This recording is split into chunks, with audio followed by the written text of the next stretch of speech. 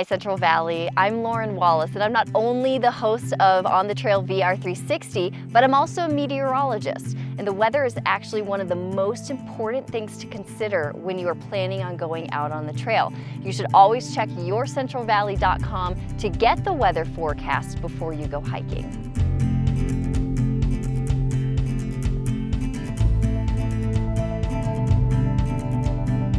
One of the most dangerous weather scenarios that you can encounter outdoors is lightning. And in the summertime, the Sierra Nevada does get thunderstorms. So it's important that you know how to, first of all, completely avoid that situation, but second of all, know how to slightly lessen your risk of getting struck.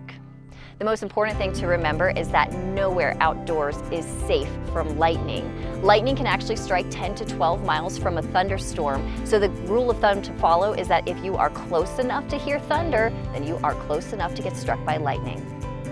An easy phrase to remember is when thunder roars, go indoors, and that means go find an adequate, sturdy shelter that's completely enclosed. So that means don't go find a picnic shelter, that's an open space. But what if you're so far away from the trailhead that you don't have adequate shelter? I do have 4 tips for you that won't completely reduce your risk of getting struck, but they will slightly lessen the risk.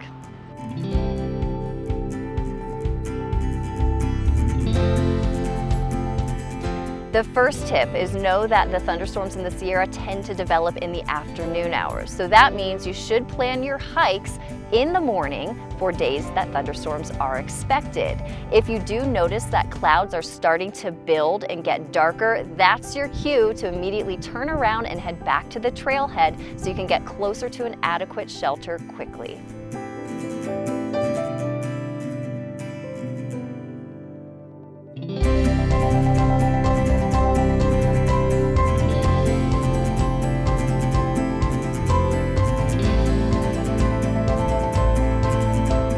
The second tip is you should find less dangerous terrain.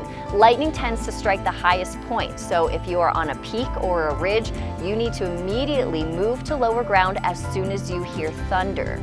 If you are in an open space, you are most likely going to be the highest object around, so also get away from the flat open spaces.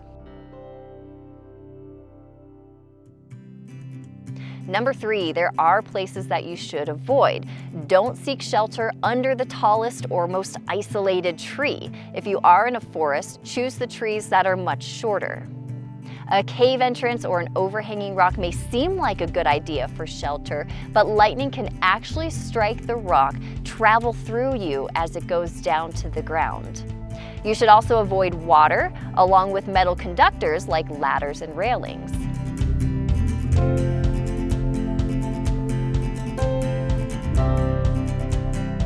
And lastly, if you are unable to find safer terrain, as an absolute last resort, you should assume the lightning position. That does not mean lying flat on the ground, even though that makes you shorter, but what you should do is crouch down on the balls of your feet with your heels together, and this will limit the contact that you have with the ground.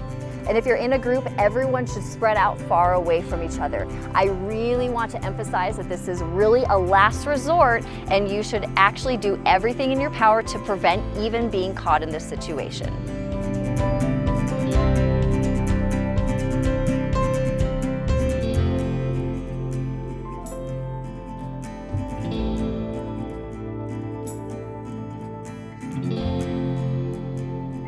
And as a final note for backpackers, your tent is not adequate shelter from lightning. Thank you so much for listening to this video. I hope you learned something about lightning safety and hiking. Make sure that you go to yourcentralvalley.com, click the On the Trail section, and pick out your next hike. Until then, I'm Lauren Wallace, and I'll see you on the trail.